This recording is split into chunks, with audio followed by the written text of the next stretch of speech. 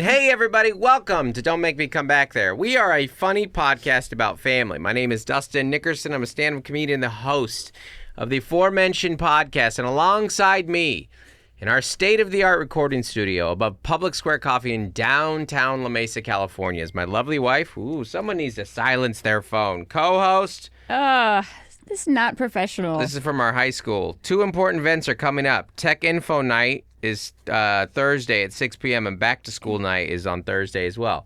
Well, Wait, how are they gonna have? what? How are they gonna have two? How are they gonna have two events on the same night? It's not the same night. It says it the is. Back to School Night. I thought it was in September. Families, two important events are coming up. Tech Info Night on Thursday, August 14th at 6 p.m. and Back to School Night on Thursday. Oh, sorry, the next week on August 21st at 5:30 p.m. Please check your email for details. Do you guys know that? Yes, You guys yes, know? yes. I know a lot of you guys are sitting here with your like 5-year-olds or your 3-year-olds right now, and you're like, it's never gonna get worse than this, and it's never gonna get worse than this. It's never gonna get worse than this. Yeah, really? You ever get a text from your kid's high school? You don't think the preschools were texting? You're probably right. No, they just emailed back in the day. You ever get a text from your high school saying that your kid is currently below standards?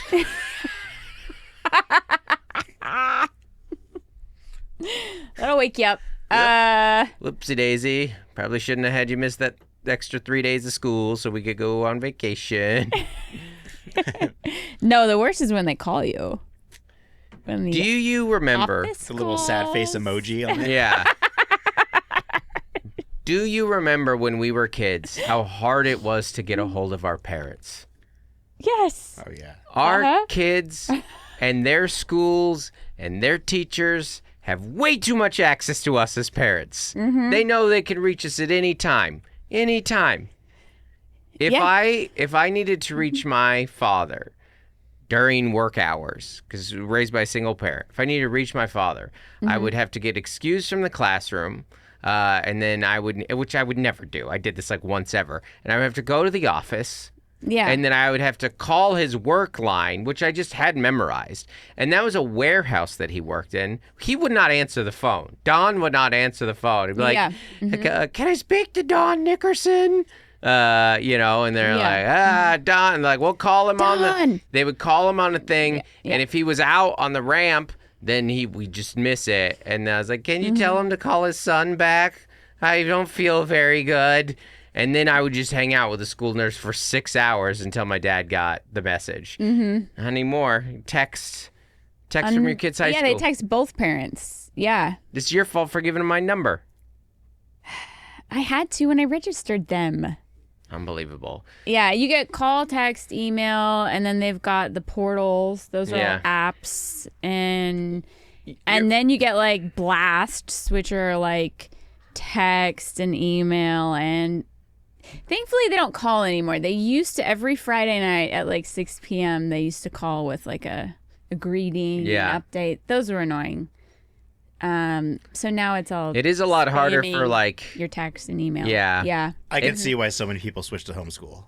Yeah. My goodness. Yeah. Well, and when you think about it, like our 6th grader has 7 teachers. Mm-hmm. So they're all emailing us. Yeah. Like a weekly or a monthly or like updates and. It's too much. Yeah. It's too much. Mm-hmm. Well, what I think is kind of crazy is, I mean, like we have a back to school night, like while we're at college. Well, we're dropping Joel off, in college. So it doesn't. It gets like more confusing. At a certain point, how many back to school nights do you need to go to? I know. I mean, this parent sports meeting at the high school. It's every season. So the athletic director talks, and then then you meet with your coach, and we're like 10 deep at this point, like however many seasons Joel competed, like it'd be 12 if he did so it was probably like 8 or 9. Yeah. He didn't always do a winter sport. Yeah. That's a lot. I'll tell you, man, 18 years into parenting, I can't do another back to school night. I can't do it. I can't do it, Mel. They're the same. If you've been to one, you've been to all of them. They're the same. You go say hi. You go, and then you go. We gotta go have the PE teacher. Cool. You're every PE teacher I've ever met. Great. We checked out their uniform. Well, we did this thing. Some things do not change, and here comes the PTA president. Great. Great. So glad to see you here. I've said this before. I'm gonna go on this. Are you gonna do this because there's a new thing where you're supposed to not make fun of the PTA because really? they're just volunteers. Yeah. Really? Yes. My favorite moment as a volunteer via the PTA was when I was at an elementary school event on a Friday night, and PTA had asked parent volunteers to like hand out or sell pizza. Yeah. Right? So it was like Little Caesars. We're supposed to do $1 a slice. And I was told, or maybe it was Costco, I was told to cut the pizza in half. Okay. And serve it and charge $1 each. Yeah. And I had some really mad parents in me that were like, I'm paying $1 for half a slice of pizza. And I was like, I don't know what to tell you. I didn't pick this. No. Like, I am just serving the pizza. Well. And cutting it up. You're okay. That's a perfect example. Because volunteering gone wrong. Yeah. This is what the PTA is. 90% of the PTA are lovely parents who are just there to try and help their kid and their kid's school. And 10% are parents who arrive at that school and go, how can I get a little power around here? Use my volunteerism to start pushing my agenda. How could I get the things that are important to me at this school going on, right? What events do I want? You know what? Let's change the mascot. Let's tear some statues down. Let's see if we can rename the school. Let's take that book in and let's take that book out. Let's get that teacher fired. That's 90% of everyone's like, hey, what should we do for the fall festival? And then this other 10% is like, this is my time to shine. No, the other 10% is like, I don't believe in fall festivals. Yes, that's exactly it. That's exactly it. 90% of people, it is truly the parent teacher association, and 10% it is the Power Trip Association. That's their PTA. Is, man, what if I was like not principal but like kind of principal? Right. You know how they always say like Dick Cheney was actually president when W was president? That's the head of the power. That's the head of the PTA. You're like, who's the principal? You're like, it's actually Shelley. First road to being the mayor. Yeah. What's fun too is when they have the closed meetings. They're like, oh yeah, I know you're paid to be a member of the PTA, but you can't actually attend the meetings. I'm telling you. Closed PTA Closed meeting. PTA meetings. Yeah. Okay, well, we're just trying to figure out what movie we're going to watch at the parent movie kid night. Can you let us know when you release the black smoke and we found out it's going to be Ratatouille?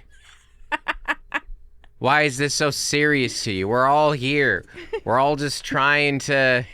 We're all in a cafeteria. Yeah, man. You know?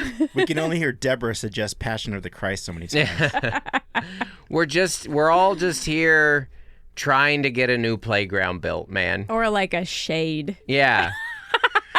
Yeah, a shade over the playground. We're all just here trying to get some new 4 square balls. We're all just here. We're all doing the same thing. We're all here trying to get a new carpet in the library. And Library always needs new carpet. Yeah, 90% of people are trying to get a new carpet in the library, and 10% of the people are trying to get certain books out of the library. They're like, hey man, what am I gonna cause a lot of stir about this year? And they're like, actually, if you give Moose a muffin, we'll just make your kid be an entitled brat. And you're like, that's the moral of the story. Did you read to the end? Read to the end. It's an allegory. Yes. The moose is not a good guy. Anyways. The PTA is the moose. Yeah. No, I'm kidding. Whoa. Paul is the walrus. You get that one. Guys, I got some upcoming shows that you got to check out. This weekend, I'm at one of the best, if not the very best comedy club in the country, Comedy on State in Madison, Wisconsin. Next weekend, 8/28 through 30, I'm at the Comedy Club at Duckworth in Charlotte. We just added a 5th show for that. Did you know that? We're doing 3 shows on Saturday. Really? Yeah, they were like, so... Sounds like a lot. Yeah, so I'm there Thursday, Friday, Saturday, and then I go to Greensboro on Sunday. And they're like, well, we should just add a Wednesday. And I was like, I can't add a Wednesday because there's like a volleyball game. There's something going on the 29th, probably a back-to-school night. And I was like, and honestly, I think my fans are more likely to show up at a 3 p.m. on Saturday than they will on a 8 p.m. on a Wednesday. So... Anyways, come out to Charlotte, maybe Greensboro. Into the fall, New York Comedy Club, not in New York. It's Stamford, Connecticut, September 26th or 27th. Then we go into October. The 3rd, I'm in Murray, Kentucky at the Kentucky Comedy Festival. The 4th, I'm in Somerville, Massachusetts at the Arts of the Armory. The 9th through 11th, the Punchline in San Francisco. 16th through 18th, the Comedy Club of Kansas City. The 25th, the Neptune Theater. That is selling very fast in Seattle. The 26th, we added a second show in Corvallis, Oregon. And then the rest of the fall, Nashville, San Diego, Tulsa, Oklahoma City, Brooklyn, New Brunswick. January, and we've got Dallas on sale, Houston on sale. More coming soon. Actually, a bunch more coming soon, but... Check us out. If you haven't left some reviews or comments, do you mind flipping back to the doc there, buddy? Okay, so we got this. This is from our Facebook group, Dustin Nickerson Comedy Fans. This is from Jessica. Raising Kids with Leanne Morgan was an excellent episode, but poor choice for the drive to drop our oldest off at college. Please learn from my mistake. Oh, so sorry, Jessica. Yep, we're in the exact same boat. Yeah. So today's episode, because I really like one of these questions, we're gonna talk about what somebody asked us what it was like when the transitions, what was the hardest from going from 0 to 1, 1 to 2, 2 to 3. Kids. So we're gonna talk about that. Yeah, kids, and then cars. Homes. We're up to 3 now. Yeah. It's not true. We have one we rent and a shed in the back. And the next week we're probably going to talk about the opposite, what it was like from going from in your house 3 kids to 2 kids, because we go and drop Joel off to college literally later today. Yeah. But real quick, I was just going to plug, we had a really nice Patreon Zoom last night. Yeah. So we'll have another one in September. Yeah. We'll post the date. We'll have the date in a couple days. And certain levels get to join our Zoom, monthly Zoom. You get meet and greets at shows. Some merch discounts. Behind the scenes every week. Annual cameo. Yeah. Video Christmas cameo. card. All kinds of fun little extra perks. Yeah. So, yeah, it was fun last night. I was asking them, like, we had a Zoom with, like, 12 or ish, maybe around there. Yeah. Patrons, and, like, 3 of them are going on the cruise. The Nateland cruise in February. Right. Yeah. So that's pretty fun. It was one of the first ones we've done where we've done a couple when I've been on the road, but it was a very busy Monday. We'll get into weekend recap, but yeah, you were at home, man in the chair, and I was at Kung Fu. Yeah. And in the car, which I think our fans would fully expect us to be. It worked. It's better if like the person like running the Zoom is home. You want a laptop for the person in charge of the Zoom. Laptop is kind of ideal for someone to have. This comment is from Sarah. This is also in the Facebook group. Parenting ADHD is no joke. My 11-year-old has decided to bake, but she refuses to let me teach her because ADHD hates instructions. The first time she mixed up cups with tablespoons. That's a big miss. And added tiny amounts of several ingredients. So it's hilarious that I got that wrong. Yeah. Added tiny amounts of several ingredients. We had dash of flour. Yeah, we had hockey puck cupcakes. The next time she forgot an ingredient beside it still tasted good. Melissa, you are such a good wife to an ADHD spouse. It can be so difficult to explain to someone without ADHD. You sounded like you truly understand and are sympathetic. Well, that's very sweet of her. And I feel the struggle. Yeah. Mm-hmm. Well, because our daughter was very excited about baking, and it was the same. Yeah.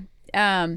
But as I've said before, that was the one way that one of our kids with ADHD learned, fractions, like a half a cup. Mm-hmm. And when you actually see it, and it's like you're either going to have a hockey puck or like a brownie.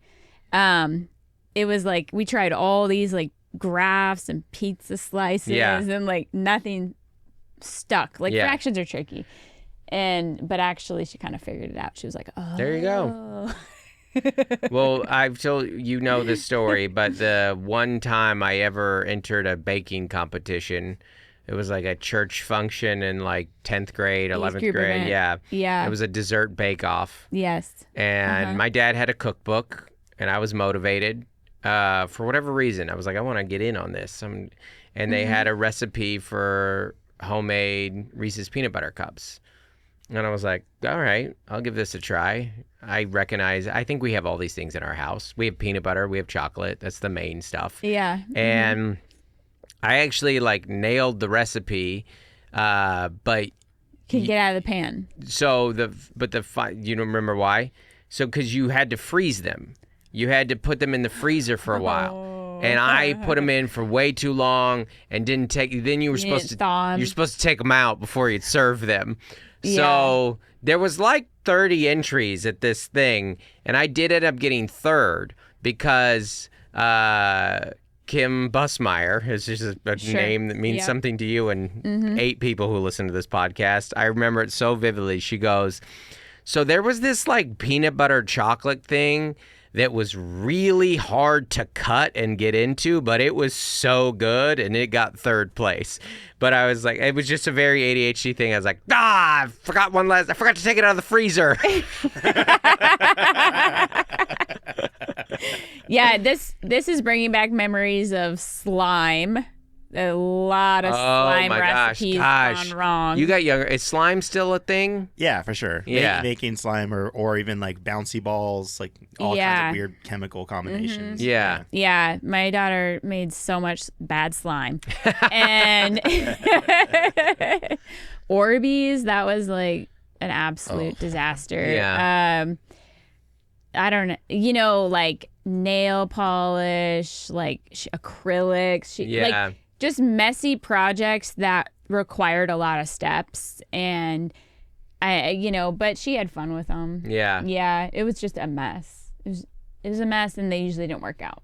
Yeah. But, slime had a real big era. Yeah, now they have slime factories. Yeah. Like where you can go make slime, like, or at least buy it or mix stuff in it. You would be the mom. You're like, we can make slime at home. We have slime at home. What's that? What's going to be next? A bubble factory? Crayon factory? We can make these things at home. What are the, pull up the picture. What are these crazy little demon dolls that are so popular right now? Lala Boo Boo? Lollapaloozas? Demon doll? No. What? I'm sorry, I'm reading your Lala Fluboo or Lala Fluboo. I don't know what these Lulu. are. L-E. Yeah, you have no idea. Just Let me type see in, if I can. Weird dolls that are popular right now. They're keychains too. Lala Boo Boo. I was close. Is that right? Oh, there it is. It's a book character. Is that it? That's it. Okay. Laboo Boo. Laboo Boo. Yes. It's a line of collectible plush toys created by Hong Kong illustrator Kassing Lung. Mm-hmm. There you go. They're huge. These are very popular right now. And the reason I had Fluboo is like you can also, that's like the fake, the knockoff. Laboo Boo. I don't really know how to say it. These are very trendy right now. But if you are out and about, you're going to see these on keychains, backpacks, purses. A lot of people have them in their cars, Gen Z thinks it's so cool. And I'm like, you guys, we had Where the Wild Things Are. This is where the wild things are, right? These are what it's these like a troll. Remember But we didn't trolls? but it wasn't like a physical thing. Yeah. We had the book. This You're right, is like Mel. Tamagotchi. This is like Furbies. No, Mel said this right. This is trolls. Yeah. This is trolls. Mm-hmm. I think it's kind of fun. Yeah, you like it? Yeah, I like seeing them around. Because you like seeing them around? I like seeing It them gives you like a around. garden gnome vibe. You're like, oh look, there's one. Yeah. I was on a volleyball trip. I had some 10, 11, and 12-year-olds in my hotel room, and someone had a fake one, which I guess is a Fabubu. She had a fake one, and she threw it in the hallway. Gosh. She wanted, and then she peered through the peephole, and she wanted another volleyball team to find it and be like, "Oh my gosh, we found one!" So it was kind of like an Easter egg. Yeah. She threw it out of the room and then fun. was waiting to see who would find it and how excited they would be. Yeah. To find it. So, yeah, it's very much a trend. We'll see how long it lasts. I don't know. I think it's kind of fun to watch. Well, yeah, we have been parenting long enough that I don't really go up or down with trends. I'd be like, cool, there's a new fidget spinner. I saw a guy in the airport using a kendama. Yeah, that's exactly right. Which was like the little wooden ball that you remember on the string. Yeah, and they were like ice cream cone one. Everybody had to have rage. one. Yeah, all the rage. And you know, I like a trend and a fad. It's fun. And this will it's a keychain. Yeah, and this will run its course, and you know the trend is officially over when you can get it at like a real estate company's booth at a convention. Yes. Mm-hmm. That's when this trend will be over. Mm-hmm. Right next to the fidget spinner. And the belt bags. Right next to the, yeah. Once that company's logo is slapped on its rear. That's exactly it. Yeah. Yeah, then you're like, oh no, I can't use this anymore. And can you imagine being... Stanley Cups. Yeah. What is it called again? Laboo Laboo. Yeah, can you imagine being a millennial and trying to judge Laboobos? We had Beanie Babies. We had Beanie Babies. We had trolls. Can you be like, this thing's a joke. I hate this. Back in my day, what we did is we had Tamagotchis. We had little living creatures that we tried to keep alive that we had to feed every day. Mm-hmm. I mean, we all have trends. These things, they come and go. We like little knickknacks and patty whacks and things we take around. Chia. Yeah, Chia. Chia was big there for a minute. The pets, not the food. My generation tried to bring back lava lamps. Oh, yeah. In a big way, we tried to. Yeah. So, let these things come and go. And that song Home isn't that bad. It's Quit fun. bad-mouthing it. Yeah.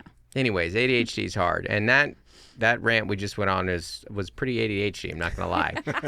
All right, let's go down a couple more. Okay, so this is nice. So these are comments that I wanted to read from Leanne's episode because people really enjoyed that. Mm-hmm. Christine said her goodbye when signing off was so wholesome and loving. I teared up. I love her. Lindsay said, I did too. Such a joy to see someone so kind. And Nate said, seriously, her true love for the Nickerson family.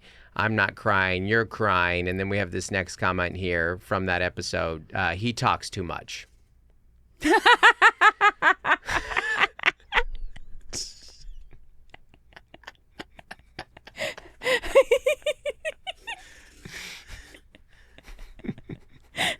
This is a comment on the episode of Leanne. Yeah. Well, there you go. Thanks, Patty. Thanks, Patty. Hey, Patty. I'm assuming this is YouTube. Yeah. Angry face emoji. And that comment got 1 like, by the way. So someone agrees with Patty. She's like, I got a like. Oh, that's the internet. Much. That's the internet right there. Oh, gosh. You're like, my son's going to college. Dislike.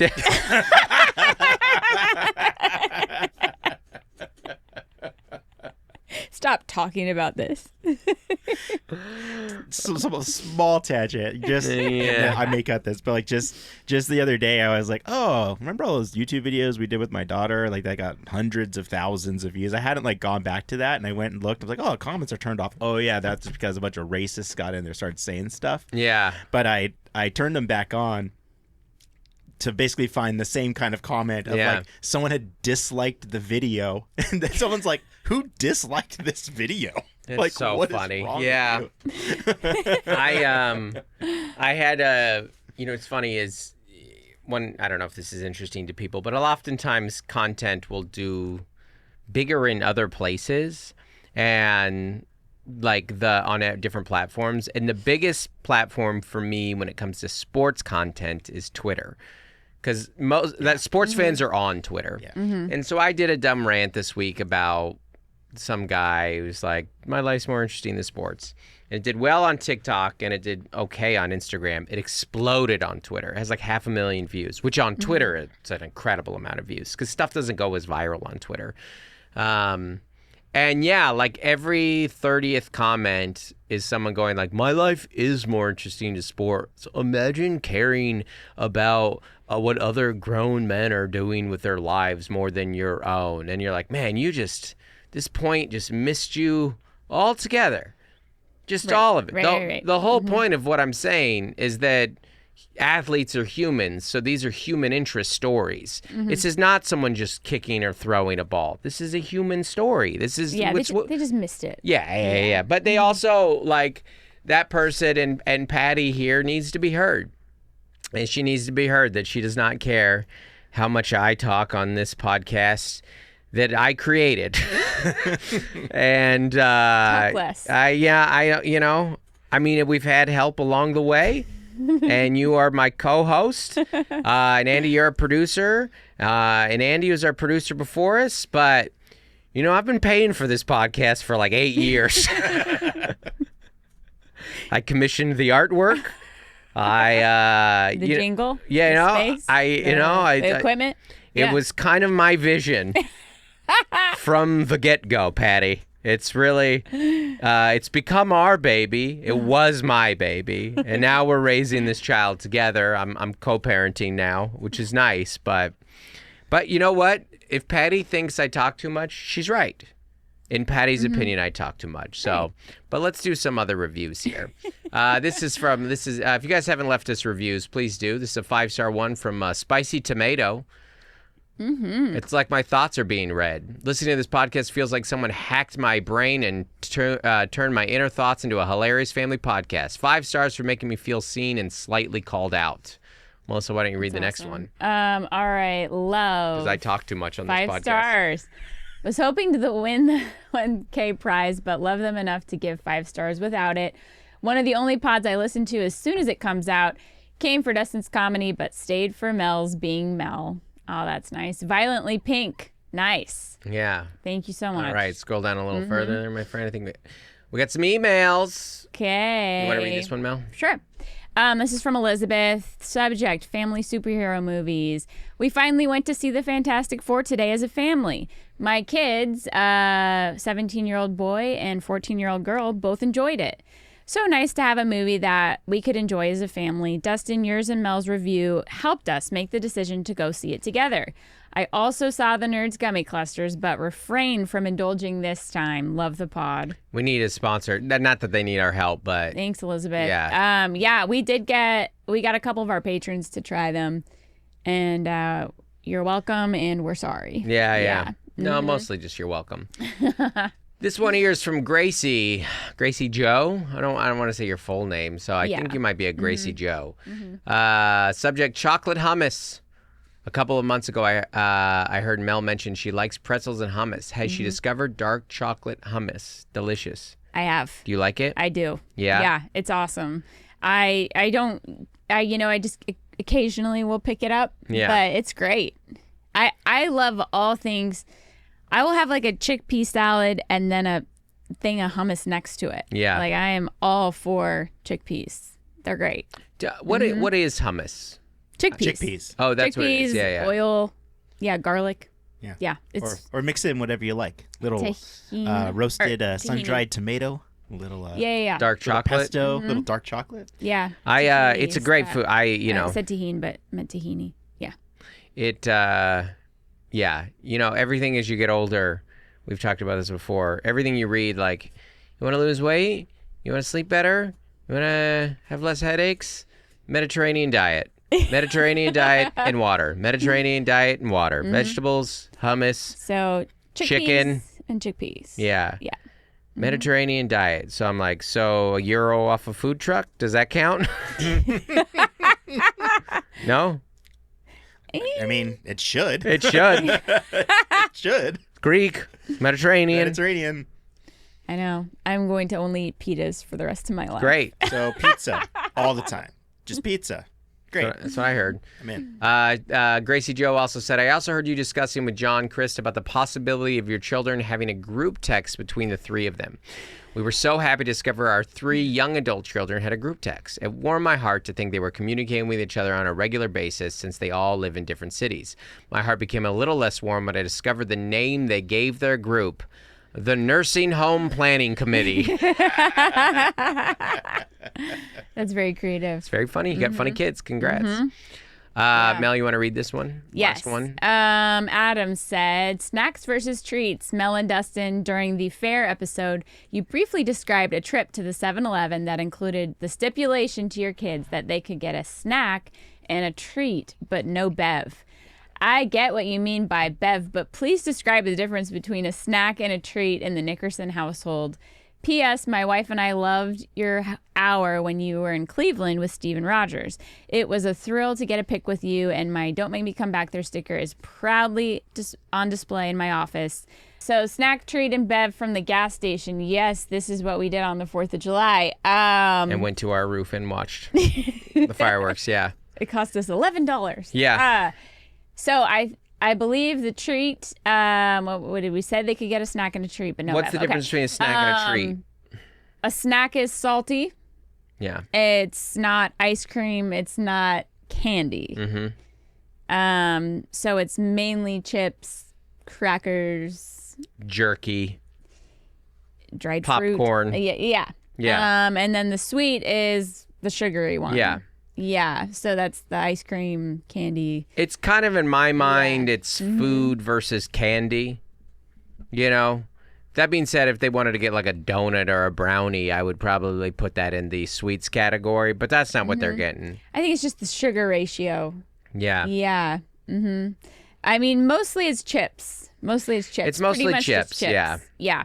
Chips or candy is what are the difference there, yeah. Because if we say, no, that's not true. Because if we say dessert, they might go look at the Good Humor or whatever ice cream thing in the corner. But it's fun though. Yeah, it's fun when you get to pick something out. I mean, if we let them get a snack, a treat, and a bev, this is $100. 5 people getting snacks, treats, bevs. I mean, it's a little more affordable at the gas station. Racking up these 7-Eleven points. Have you ever redeemed a 7-Eleven point? I think they have like one of the worst point systems. I think they do. Yeah. Yeah, I think so. Well, all right. Well, let's get to our weekend recap. So Mel, we had kind of a freaky Friday this weekend. Mel was on the road. Mel was out seeing some fam, and I was home. I was me. It was an interesting thing. So you left Thursday and you came home Saturday.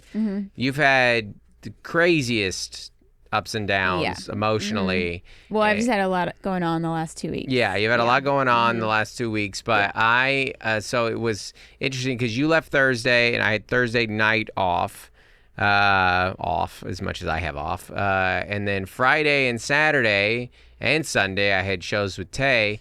But I had them in San Diego on Friday, Saturday, so it kind of worked out nicely, and that I was able to, quote unquote, watch the kids. What I realized is that, because, I'm not babysitting. These are my children. And I don't leave you a list. Like, I leave more notes for, like, family that watches our kids. Yeah. Or I leave a list for our kids. But, yeah, I was kind of like, I I gave you a couple of suggestions for if you have time to do this around the house. Yeah. Do it. What I realize I've told you this before, like I have every ability to take care of the kids, but some of my instincts aren't as trained up as yours. Right. And I'm trying to get better, but like I do forget to feed the living creatures in our home. Yes. That's the main thing. And some of that comes from my own childhood. Yeah. Where I've never been a regular meal person. I've never been a breakfast, lunch, dinner. Yeah. I didn't have that as a kid, and I don't need it as an adult. Right. And so I don't think in terms of, I wonder if everybody's hungry. Sure. And nobody went hungry, and everything is still alive. The 3 kids, the 2 cats, and the bunny are still living. But I did be like, oh, I forgot to. I kept on Saturday morning. I woke up and I was like, oh no, how long has the cat's water bowl been empty? Yeah, I forgot to. Yeah, it was also a bit of a heat wave too. Yeah, it was a bit of a heat wave, so they were drinking a little more water than they normally would. Drinking out of the toilet. But nobody was hungry, but you are so good about. And you're just so good about anticipating their hunger. Yeah, there's definitely like a nurturing element. And I'll just give a practical example. On Tuesdays, when we record this podcast on Tuesday mornings, when our kids are not in school, you're thinking we need to get home and make sure Claire, who's home, has eaten. Yeah, and she's 11, but she is kind of like you. Like, she wouldn't eat right away when she gets up in the morning. Yeah. And then she would have, like, a bowl of trail mix at, like, 11. Yeah. But if she forgets to have that snack, then she might, just kind of crash out, her words. Yeah. Like, because, her blood sugar, like, she hasn't eaten anything. Right. And then she, like, loses her mind. Right. You're like, hey, can you put your shoes on? Yeah. That is true. I wonder. The first demand of like, did you brush your teeth? Like, so like the baseline of like, meeting her hunger needs. Do you she's think... just a little bit less, our son, he would just go find food. Yeah. But she's like, I'm fine. I don't need to eat. And then she waits too long. Yeah. I will say. That's the crash out. In my defense. And not that this is an argument, but like our kids don't demand or expect. Our kids don't come to me that often and go, I'm hungry. Because if they did come to me and say, I'm hungry, I would happily provide. But you anticipate the hunger. Yeah. And I'm like, you got to ask for me to cook. And it's a difference. Yeah.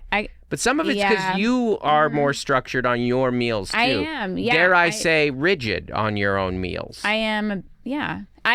I'm like Claire. I gotta eat, or I'm gonna like get. But you can't. Hangry. Yeah, but you are like Claire. But Claire will. But Claire's like you, and she won't go get her own food. Yeah. But you will. You'll stop everything for it.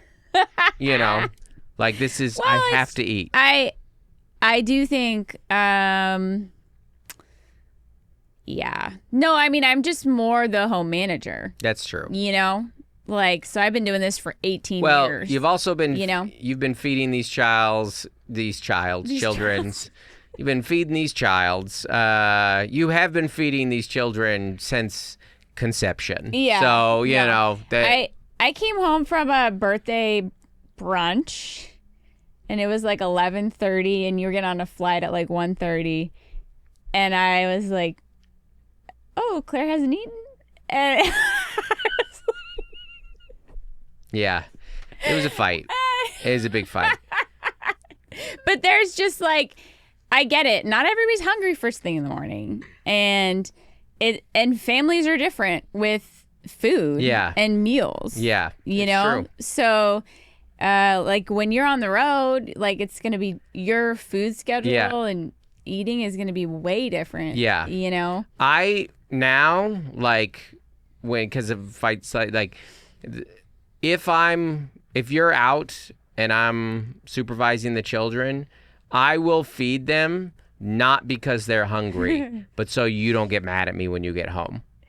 That is a little bit, but that is a good motivator for me. And that you're like, Melissa wants me to feed them. And they're not hungry. They don't, maybe they're hungry, but they're not asking. Sure. But part of your Mama bear. Yeah, you're like you have to. I said, you're home. You need to feed them. And I'm like, well, I ate. Does that count for anything?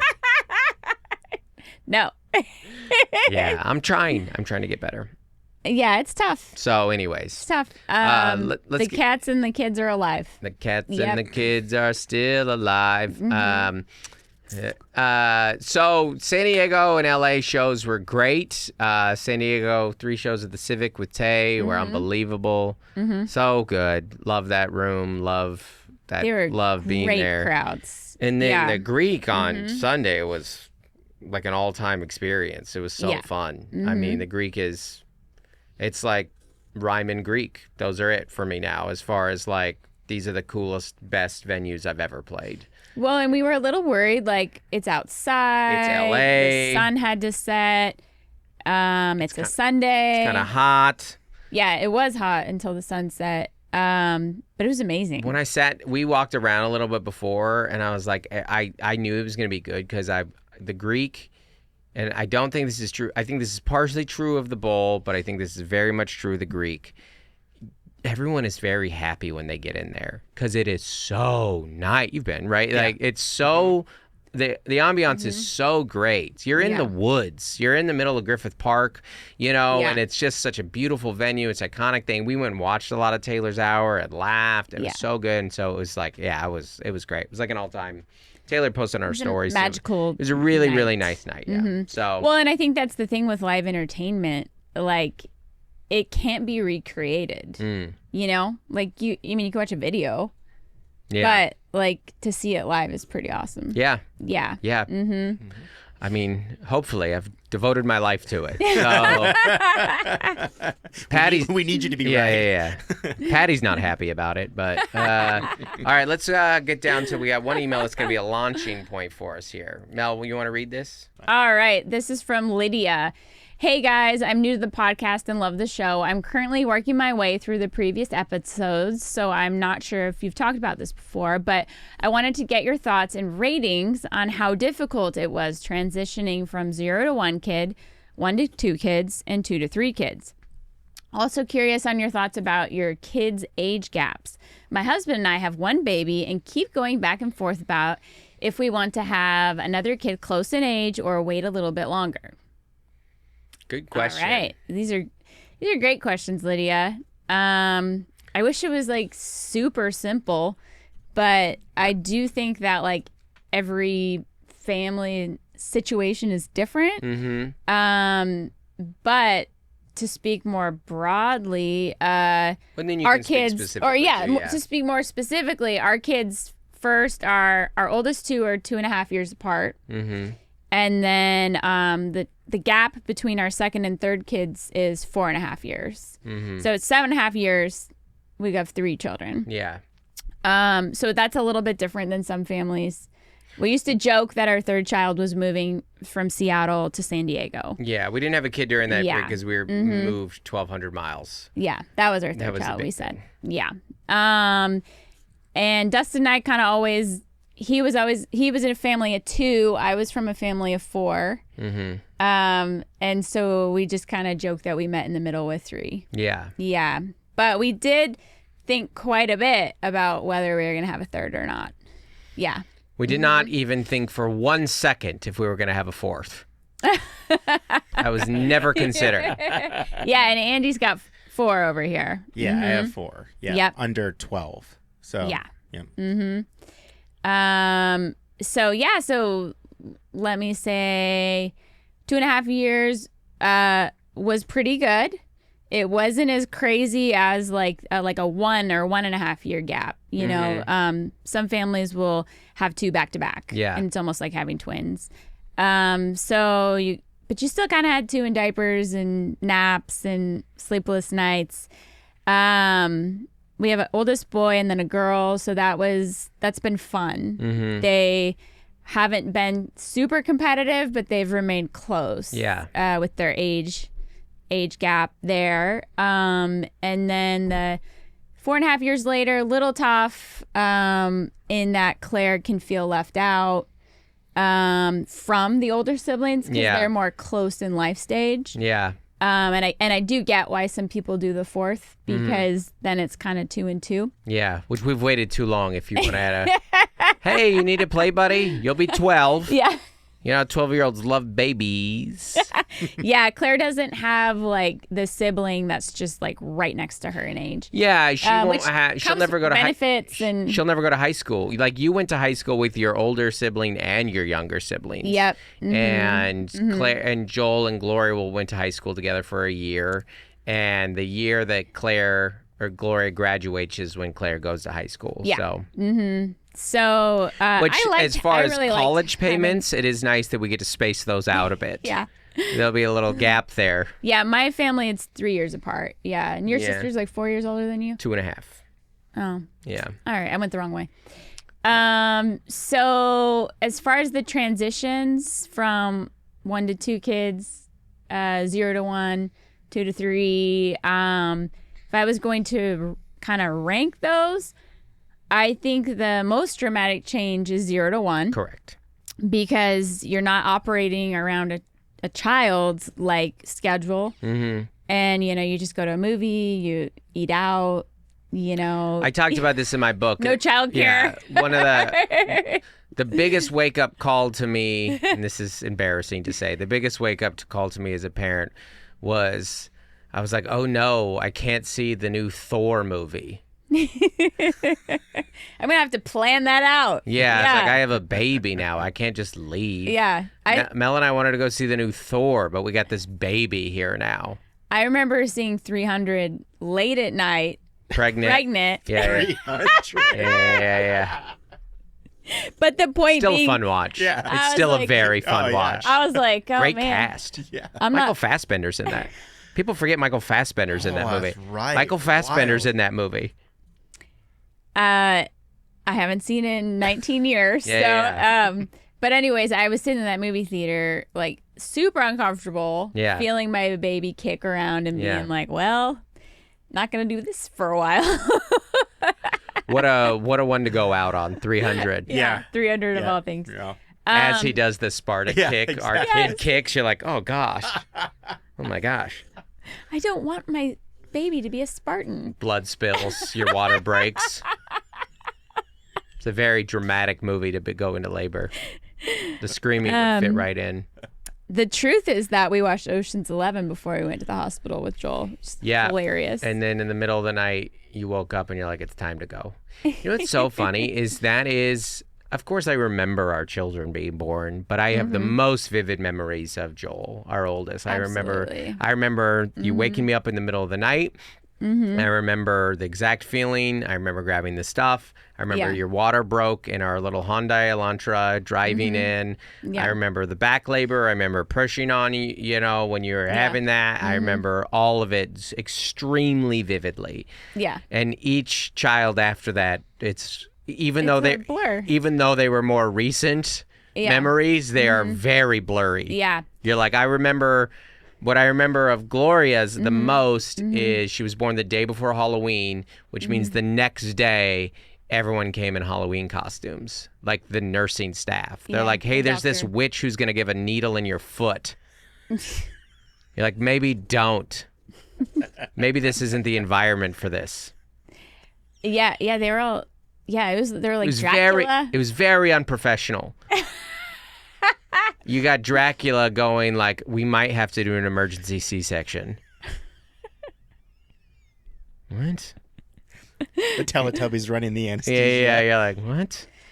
Right, you're like, But anyways, so 0 to 1, kids, very dramatic. Yeah.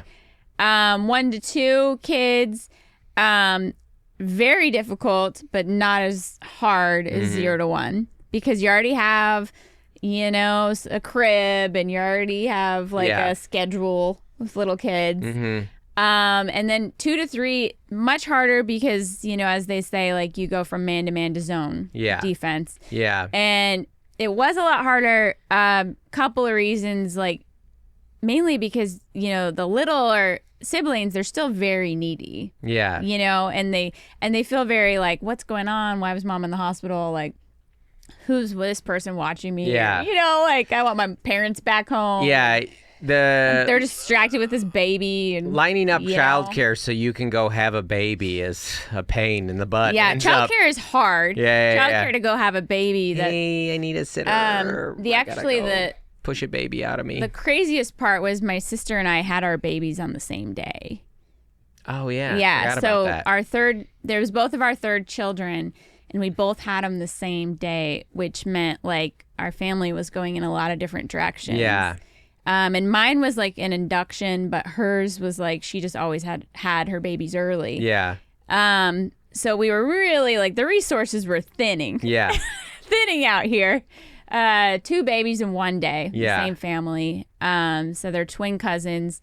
One of the hardest parts about our third kid was that she was tongue-tied.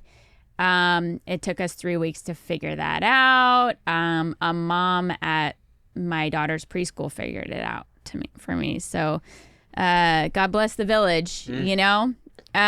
So I had fed Claire. I was at the preschool and Claire was screaming her guts out. And the mom was like, I don't think she's still hungry. Yeah. And it was just exactly what we needed. This is like that camper story that you told on behind the scenes. Like sometimes just somebody shows up and helps you. And that was like a guardian angel. Some mom just going, I think your kid is hungry, and you ended up finding she was tongue-tied. And she would fall asleep while she's trying to eat and then scream. Like, it was terrible. So it was a really rough start with our third kid. So, these are just a lot of things you're not going to be able to control. Yeah. These children of yours. But do your best and hopefully take all the favors you can get. Yeah, when they're born. And then not just that, but just their whole childhood. Yeah. I mean, so the more, this is what I would say. So, right. So the more kids you have, the less flexible your family is.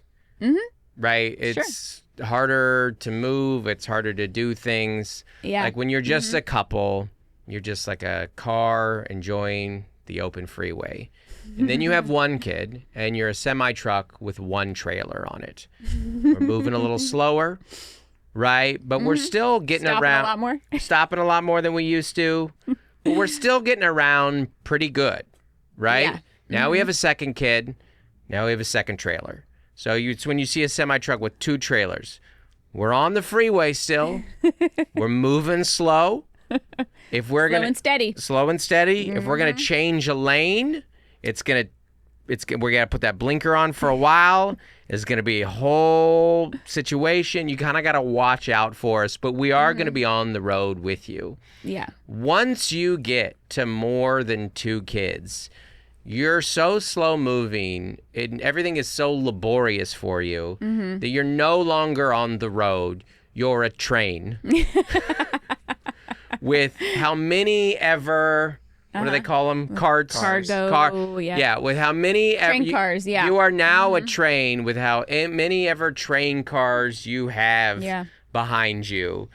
3, 4, 5, 6. It doesn't matter. You can pretty much only go in straight lines anymore.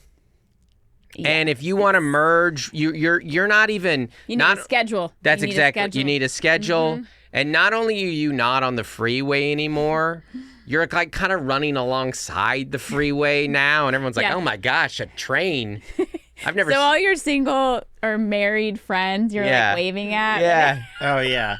You're on your own coordination. You can only cross paths with other trains at that point. Exactly. You don't get to get in the single car lane or the 2-car lane. It's just like, hey, we're over here. And people look at families that big the same way they look at trains. They're like, what is it, the 1800s? We still have those? I didn't even know those were still around. A family of 5. Is that steam powered? And then if when you do enter the city, you're like blocking traffic. You're turning heads. Everyone's mad at you. Everyone's mad at you because the signs have to go down. The city shuts down because your family of 5 is a train cutting through the city, and they're like, "Gah! I can't believe they allow these in the cities." 100%. They have their own restaurants on those cars. They got their own schools. Yeah. That kept me up all night. Yep. I heard it in the middle of the night.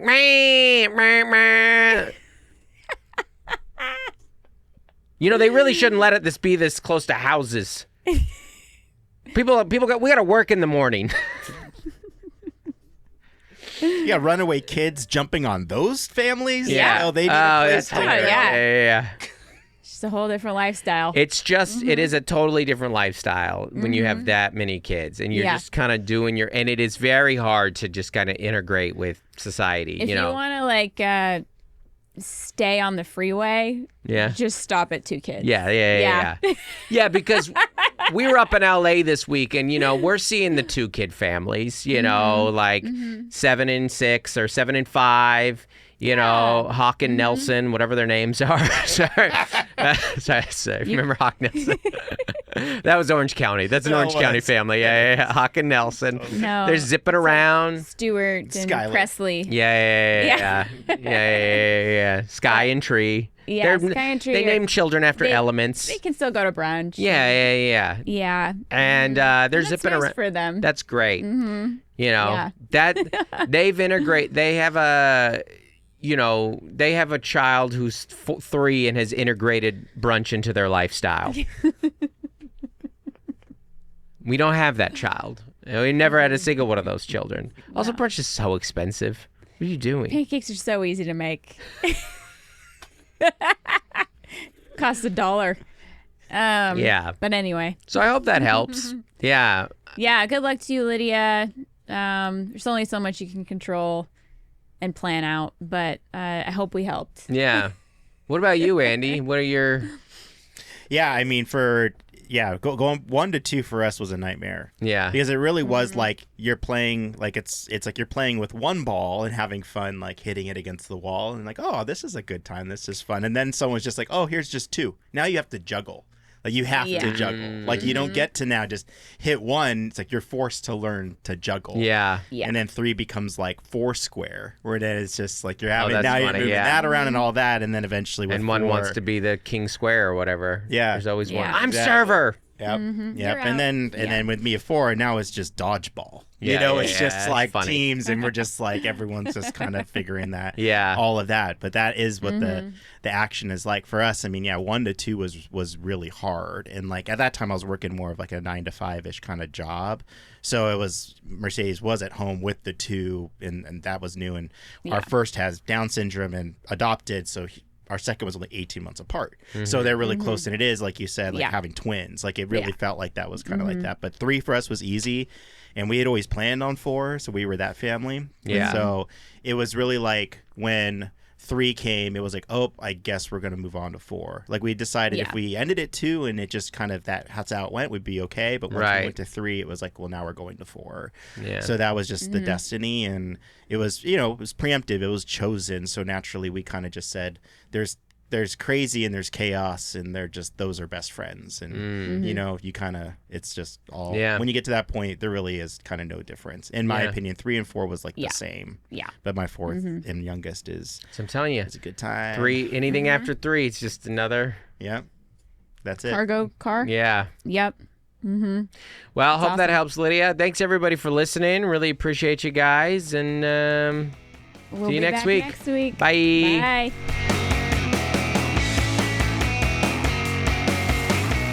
Hey everybody, we want to give a special shout out and thanks to our As Essential as Oils level patrons. That's $25 up a month and up. You get it. Thank you everybody. It means a lot to us. That is Adam Bush, Averill Griffiths, Allison Nelson, Andy and Darlene Gurton, Bonnie Galindo, Brandon Schoenberger, Carrie Teague, Chris Finn, Christopher and Bridget Finlin, Code to Grow, Courtney Eibling, Damaris Diaz Stevens, Daniel Owens, Dave and Melissa Cox, Dave Hoagland, Dustin Daly, Jason and Francis White, Jen Thurk, Jonathan Rivera, Jordan Cowan, Juliana Smith, Lori Amos, Lauren and Nick Rachel, Matt and Sam Slosdom, Michelle Carlson, Nick Cordell, Norman Perron, Preston and Rachel Wilson. Also, if that's Perrin, I'm sorry. Also, Preston and Rachel Wilson. I'm sorry if we messed these up. We're trying our best. You're up. Raina Camps. Robert and Nellie Capin. Stephen Menya. Zachary and Tammy Moyle. And Tiffany Payne. Bye. Thank you.